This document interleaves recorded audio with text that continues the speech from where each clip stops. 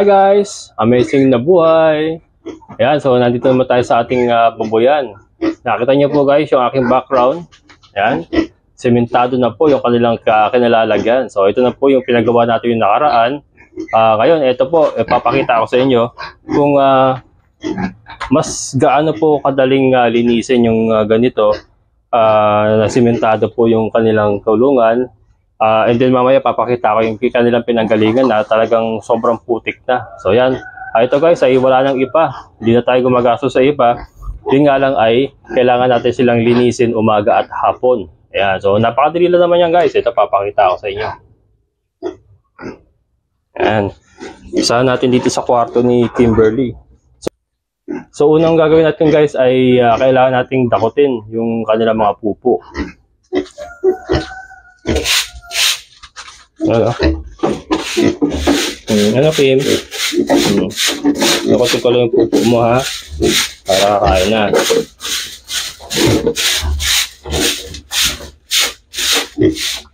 Ayan.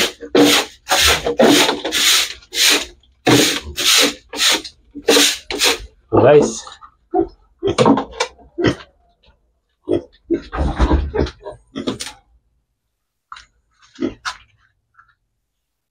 Yan, and then meron tayo ditong imbaka ng pupo. Mamaya papakita ko sa inyo guys. Para yung pupo po ay makontain natin. Meron tayong container dito na plastic na drum pala na sinet up para sa kanilang pupo. Doon natin nilalagay. Yan, para hindi po mag-amoy. Kasi pag sa labas natin na itinapon yan, may ipon sa labas. So, ang tendency guys ay makakamoy din yan. Yeah, so para maiwasan natin yung amoy ay gumawa tayo ng container niya, and then susubukan po nating lagyan ng mga earthworms or yung night crawlers, yung mga bulate. Yan. So try natin kung kakayanin po ng bulate na kainin yung pupo ng baboy. So syempre lalagyan din natin ng konting lupa. Yan, para magsilbi pong bahay din ng mga bulate na ating alagaan. So yun po ang game plan. Then ito. Yan. Ang dami yung pupo Ang daming pupo nila guys. Nila Basha at Trisha. Ayan. So ang technique nito ay walisin muna natin lahat sa isang sulok. Kaya pagka ganyang kinalat na nila kasi ngayon po umaga. So nagpupo sila kagabi. Ikinalat nila. So, kailangan ay ilagay natin sa isang sulok para madakot natin ng maayos. Yan. Yun nga lang, sa ganitong estilo guys ay yun nga, talagang tsatsagayin mo lang maglinis para hindi rin sila dumumi at hindi mangamoy. Ba't kinalat nyo yung pupo nyo kasi? Naglalandi na guys si ano. Sino ka ba? Parehas sila. Kaya yan Pepe mo. Parehas sila naglalandi guys. Naglalandi na yung ating mga naunang baboy. Yan. Pero hindi pa pwede yan. Hindi pa pwede yan. Hindi pa pwede yung basya ko. So pagugulangin pa natin yan ng mga hanggang 10 months guys. Para magandang pag-anak nila.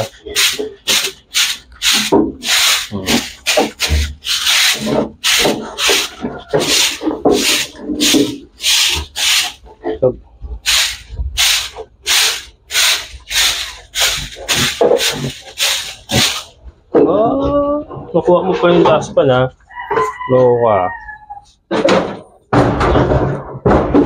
Walang. Hindi ka lang dyan, girl. And ang maganda rito guys ay papapaliguan natin sila. Yan. Para lagi silang malinis. And pagka mainit, yun nga, mapapaliguan din natin sila. Ayun, dahil pupo ng dalawa na to. Lakas kasi kumain itong dalawa na to.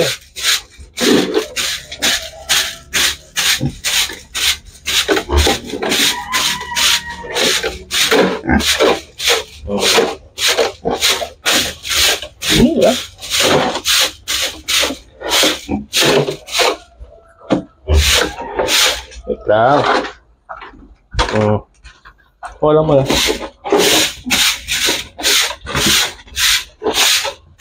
Yan. Ilalagay natin sa container natin to. Yeah. Bigat ng dustpan ko eh. Palit ako nga ito nung magaang yung plastic. Bigat eh. Mas mabigat pa yung dustpan kaysa sa pupo eh. Oh, dali lang. Teka. Sasalin ko muna guys. Yung pupo. Yan. Guys, papakita ko sa inyo yung salinan natin ng pupo. Yan. So guys, so dito natin sinasali yung pupo and then may takip to. Natakpan natin. And then yung takip ay bubutasan natin ng maliliit. Yung pako lang na pinainit, bubutasan natin yun na maliliit. Para yung mga earthworms natin ay hindi masuffocate sa loob. So yun po ang game plan. Sana po ay gumana. Yan, hindi ko alam kung gagana guys ha. Yun naman po ay susubukan ko lang kung kaya po ng earthworms yung pupo ng baboy kasi mainit po ang pupo ng baboy. Pero may halo naman po lupa yon. So sa tingin ko kakayanin nila. Basta importante nga ay may butas yung drum para hindi sila suffocated sa loob. Ano? And then yung vermicast nga na mapuproduce nila ay magagamit pa natin yun. So dual purpose yun. Pataba sa ating mga pananim or po pwede nating ibenta. At the same time ay na-contain natin yung amoy ng kanilang pupo dito sa loob ng ating container na drum. Ha? Yan, ang game plan natin. Ito guys, ito medyo mag-take precautionary measures tayo dito kay Kanor. Yan, kasi si Kanor pag pumapasok ko sa kanyang kulungan ay nagiging lumalabas ang kanyang pagka-wild. So kailangan dahan-dahan ang ating approach kasi baka tumalon siya. Kaya niyang talunin itong pader sa sobrang liksi niya gawa nung iba kasi sa Kanor guys eh, pure native kasi siya and then sanay po siya sa free range dun nga kay kay Sir Rick Salvador, doon po siya galing sa Rancho de Salvador. Talagang napakalaki ng kanilang galawan doon. Kaya sanay ang kanyang katawan sa talunan. Ito, papakita ko. Ayan, dito po tayo kay Kanor. Ayan, try ko muna lang himas-himasin. Kanor! Kanor! Ayan. Para po kumalma siya, kumalma. Kasi pagka nagugulat guys, talagang nagwa-wild siya. Nagtatalon, nagtatakbo. Ayan. And then sa pagwelo niya, takbo sabay talon, ay kaya niya pong talonin itong pader natin. Kanor! Kanor! Papasok ako ha. Papasok ako ha. Easy ka lang ha. Easy ka lang ha.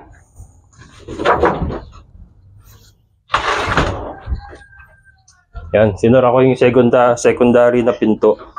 Baka makatalon dito sa may yero eh. Mahirap habulin to mailat. O ayan o, sinasabi ko guys. So lumalabas ang kanyang pagka-wild. Wait lang Kanor. Sika lang dyan. Dakotin ko ulit tayo mo. Yan, dahan-dahan lang guys. Nakita nyo naman. Pag siya po ay ginulat natin, magwawala yan. Easy ka lang, easy ka lang. Easy ka lang dyan, Brad. Hindi naman kita ha? Pero kalaunan guys, yung kakaganito natin, ay masasanay din yan. Sasanay din yan, lalo na pagka siya ay habang tumatanda at nakakasalamuhan niya tayo din sa loob ng kulungan, ay masasanay din yan. Ang importante lang ay huwag siyang gugulatin. Kasi pagka nagulat siya, yun na. Hindi tayo magkakaroon ng problema. Minsan na po siyang nakatalon dito sa kulungan na to. Lupa pa guys ha, lupa pa yon. Ngayon, sementado, mas mataas na yung flooring. So, mas madali siya makatatalon. Ayan. Tapos na. Sika lang dyan, boy. So, yan. Lalabas na tayo. Yan, nakita nyo ba guys? Ganyan po si Kanor. Talagang kailangan pa natin siyang sanayin. Kailangan pa niyang matrain talaga. At wild pa rin talaga. Yan, kasi pure native, and then sanay nga po sa malawak na galaan si Kanor. Pero mapapaamo ko yan guys. Papaamo ko yan. Ang problema guys ay hindi ko siya pwede hindi natin pwede hugasan yung flooring niya na nasa loob ako. Kailangan buhos-buhos lang kasi nai-stress siya. So pagka nasa loob ako, nagwawalis ako na may tubig, lalo siya nai-stress. So ang gagawin natin mamaya ay buhos-buhos lang yan. Buhos-buhos lang yan. Maganda naman ang pagkakabanat nila doon sa flooring kasi yung tubig po ay umaagos po doon sa butas. So wala tayong naging problema. So itong dalawa, itong tatlo pala, ayan, pwede nating linisan yan. Ayan, ito. Huhugasan natin yung kanilang flooring. Pero unahin muna natin kay Kanor pala. Andito na rin lang tayo. Unahin na natin Kanor. Sorry guys, naalog Pasensya na. At wala ako kasama rito. Nakatali lang yung cellphone sa poste. Walang yan. Ayan, so itong style natin niya kay Kanor guys.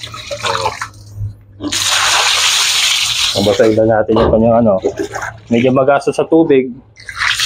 Kasi nga hindi natin pwedeng walisin. Buhos-buhos lang. So pagka may nakadikit na pupo, ay kailangan nating tirahin ng tubig. Buti ngayon ay walang tigil ang ulan, kaya marami tayong tubig. Kaya lang, pag wala ng ulan, ayun, igib. Kasi wala naman po tayong linyada ng tubig dito. Ang tubig ko ay nanggagaling sa bahay, iniigib ko lang. Okay lang yan, tsaga-tsaga lang. Importante kasi dito guys ay mawala yung yung ihi na nakadikit sa semento ay ma-wash out para hindi mabaho. Sasanay din yan. Kalaunan ay tatanggapin din niya ako sa kanyang bahay. Ayan, si Kanor. Walang niya Kanor. Kala ko bati na tayo. Ayos na. Yan maganda tumaagos yung tubig palabas guys. At wala tayo masyadong ayun lang. Nagpahabol pa ng bomba.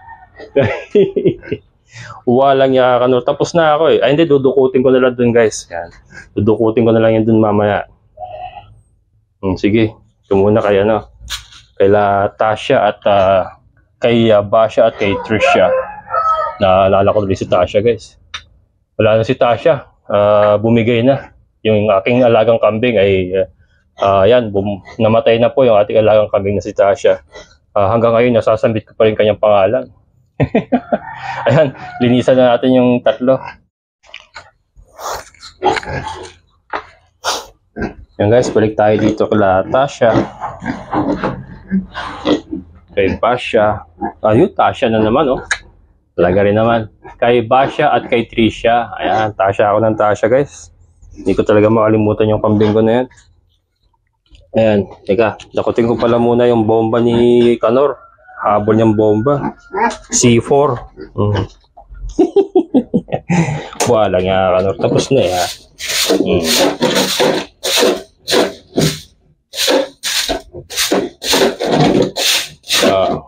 Yes. Ayan.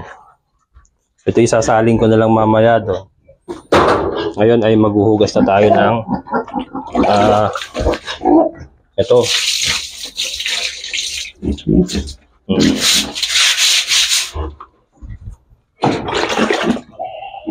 Medyo to guys, matrabaho kasi. Ayun nga, gaganitunin pa natin. Pagka free range kasi lupa, hindi na kailangan ganito. Papakain ka lang. Kasi nga lupa yung kanila nilalagyan, okay na yon. Kaya lang ito kasi simentado. Kaya kailangan natin i-maintain yung kalinisan sa loob. Yung free range kasi maganda sa area talaga na guys, yung mabato, yung mabilis mag-absorb yung tubig sa lupa. Pero pagka ganitong yung sobrang putik pag umulan, di ubra. Kailangan talaga may simentadong kulungan.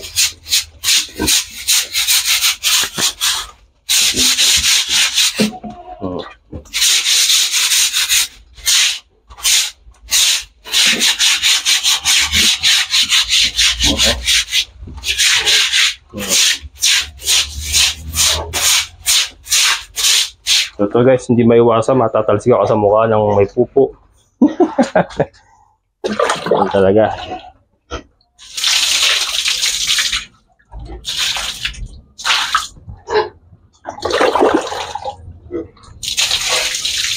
Naglalandi na. Naglalandi na talaga. Naglalandi na. Maga na guys, oh. Mamaga na yung kanilang ano. Mamaga na.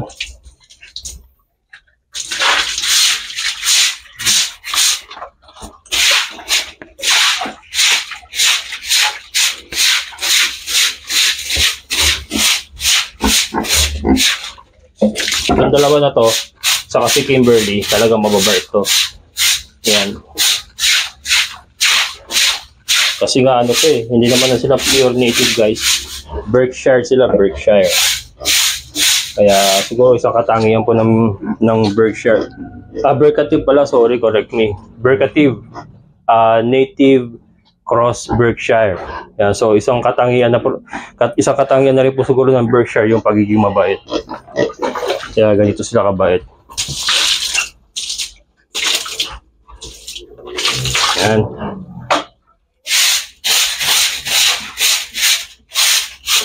Sama na ito. Ang ugali po ng mga baboy, pagkatapos mo linisan, saka maglalaglag ng bomba. Yung katulad ng ginawa ni Kanor. So ito ay expected na. Itong mga to ay maglalaglag pa ng bomba mamaya. Ito sila hindi pa kumakain, so nilinisan muna natin. Then mamaya magpapakain tayo. Yan. Kay Kimberly naman.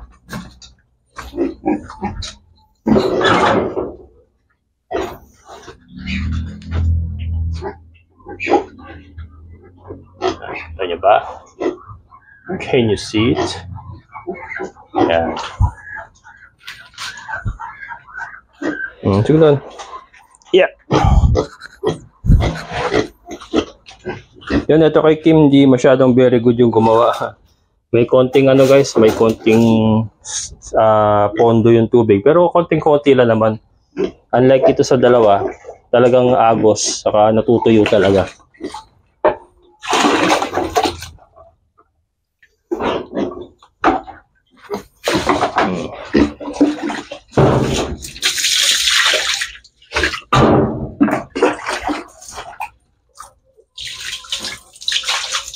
Kasi may dumidikit na ano dumi sa semento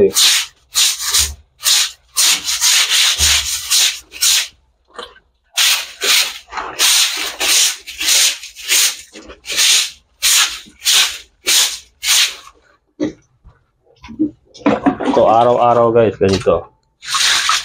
Umaga hapon, kailangan malinis. Yung iba may ano ba tawag dun? Power spray. Kaya lang, power nga wala ako walang kuryente dito Spray pa kaya.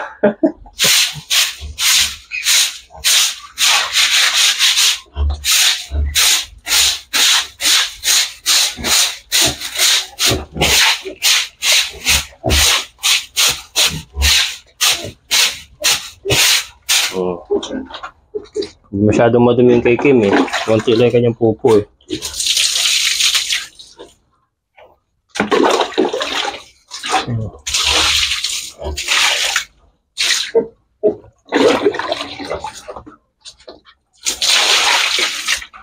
Hindi natin sila papaliguan.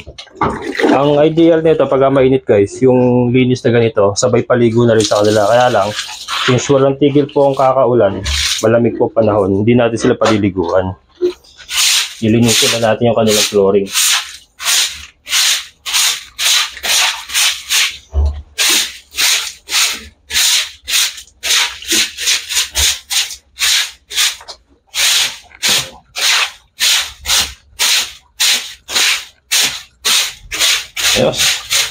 Okay, so alright.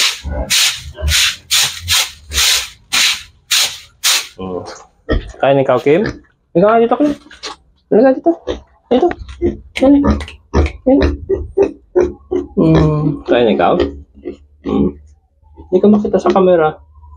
Ito mo ba ito, guys? Ay, jaman. Napakabait ito. Napakabait. Gutom ka na ba? Kain ka mamaya, ha? Kuha tayo pagkain mo. Yan, kain na tayo, guys.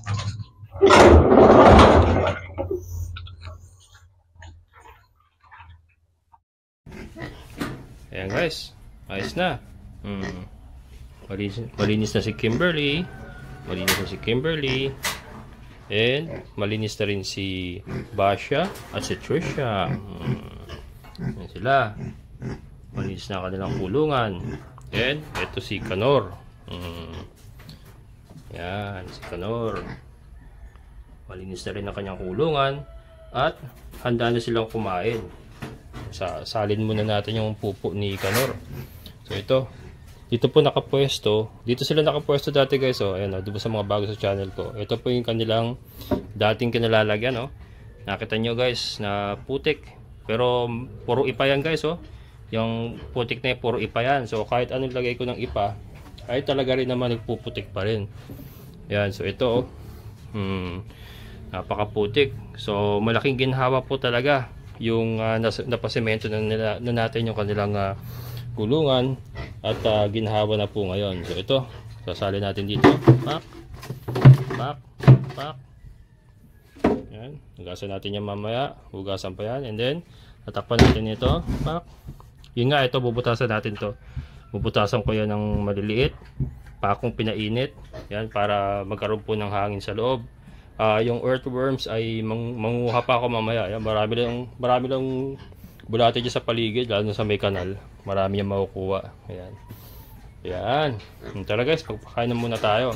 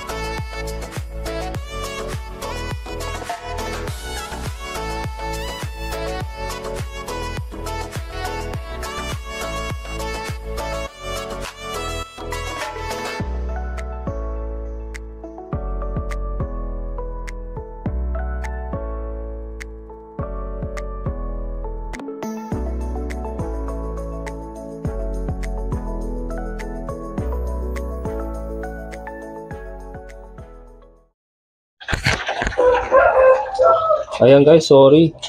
Hindi pala na-on yung mic ko kanina. Wala, stick na yan. Yan, pasensya na. Pero ito po yung binibigay natin. Chopped Madre de Agua sa kadalak sa mais na may asin. Naubusan po kasi ako ng molasses. So, ang ratio po nito, nung pinakain ko sa kanilang tatlo na isang balde, ay 3 kilong chopped Madre de Agua at 1 kilong darak sa mais na may 1 kutsarang asin. And then nilagyan po natin ng sabaw na tubig. So yun lang po ang pinapakain ko sa kanila. Ayan. Ayan. And so si Kanor. Oh, ayan. So yun po, guys. Nakita niyo naman maganang magana. And hindi nga po tayo gumagamit ng commercial feeds. Ayan. So dati-rati po ay nag-ferment ako. Fermented talaga pinapakain ko sa kanila. Kaya lang ngayon po ay wala tayong oras mag-ferment. Gawa nung sobrang dami na po nating alaga. Mga manok natin, Muscovy duck, mga kambing. So, hindi ko na po kinakaya mag-ferment. Kaya, puro fresh lang po muna ang aking ipinapakain ngayon. And then may extender lang po tayong darak sa mais at asin, molasses. So yun lang po. Pero mas maganda po ang fermented guys lalo na po kung maganda pong pagkaka-ferment nyo ng inyong Madre de Agua at iba pa pong greens. So yun, maganda rin po ang resulta ng fresh na greens na ipinapakain natin na hinaluan lang po ng extender katulad ng darak sa mais or darak sa palay, pwede rin. Ayan. Pero kung magfe-ferment kayo, mainam din po yun, kaya lang make sure na maayos po ang pagka-ferment nyo. Malinis, silyado, para hindi po makontaminate. Kasi nga, pagka na-contaminate yan, maari pong bad bacteria ang maibigay nyo sa inyong mga alaga. Ayan. Po, ang aking mga alagang baboy na pinag-umpisahan natin. And ito sila nga po ay namamagaan ng kanilang mga ari. So, nag-umpisa na po sila maglandi. Kaya lang, hindi pa natin pakakastahan yan. Pagugulangin pa po natin ng siguro mga 2 buwan pa or 3 buwan. Gusto ko po kasi magulang po ang baboy para yung kanilang katawan ay ready na po sa pag-breed. Ayan, sa pagdadala ng mga biik. Ayan, kasi pag hindi pa ready ang katawan niyan ay hindi rin po maganda ang magiging resulta. Ayan. So yan po ang ating mga alaga. Update po sa ating bagong kulungan, sementado na. Ayan na. Ayan, ang kanilang pagkain ay malinis na, hindi katulad doon sa dati nilang kulungan ay napuputikan po ang kanilang pagkain.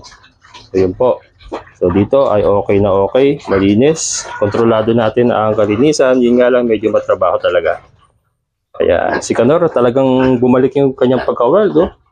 Simula nung nailipat ko semento guys ay naging ganyan siya. Bumalik ang kanyang pagka-wild instinct. Nanibago siguro. Yan. Kasi kalilipat lang po nila talaga dito. So anong medyo pinatagal po nating patayuin itong semento. Yan. Okay. Tignan nyo guys, naglalandi na talaga, sinisilip niya si Canor. Talagang naglalandi na yung ating inahin. Ayan. Sino ba to? Si Basha to, si Basha. Naglalandi na talaga. Basha! Hoy, naglalandi ka na at sinisilip mo na si Canor. Huwag kang mag-alala, matitikman mo rin si Canor balang araw. Ayan, so hanggang dito na lang guys. Sana po nag-enjoy kayo. And ito po yung aking update sa ating bagong gawang kulungan. Ayan, may improvement na. And yung 3 butas, pagka nakalawang-lawang ay papasimento na rin natin yan. Meron pa tayong buhangin at graba doon. So simento at labor na lang po ang bibilin ko. Ayan. So, maraming salamat po sa lahat ng mga solid kabokal sa inyong patuloy na suporta. And sa mga silent viewers po, maraming salamat. Sa mga bago po sa channel ko, kung nagugustuhan niyo po ating mga content, sana po yung mag-subscribe na kayo. And then click lang po yung notification bell para ma-notify kayo sa mga bagong videos na upload ko. Guys, yun nga pala, maglalambing lang po ako sa inyo ng konti. Meron po tayong FB page, Kabokals Farmer. FB page, ayan. Doon po sa mga nakasubaybay sa akin sa YouTube, ako po naglalambing. Sana po follow nyo na rin po ako sa ating FB page, Kabokals Farmer. Ayan, maraming salamat. So, nilalangaw na ako. Yan, muli, ito ang Kabokals Farmer na nagsasabing sabay-sabay tayong mangarap, magsikap, at higit sa lahat ay kumilos at siguradong ulad ang ating amazing na buhay. Bye-bye!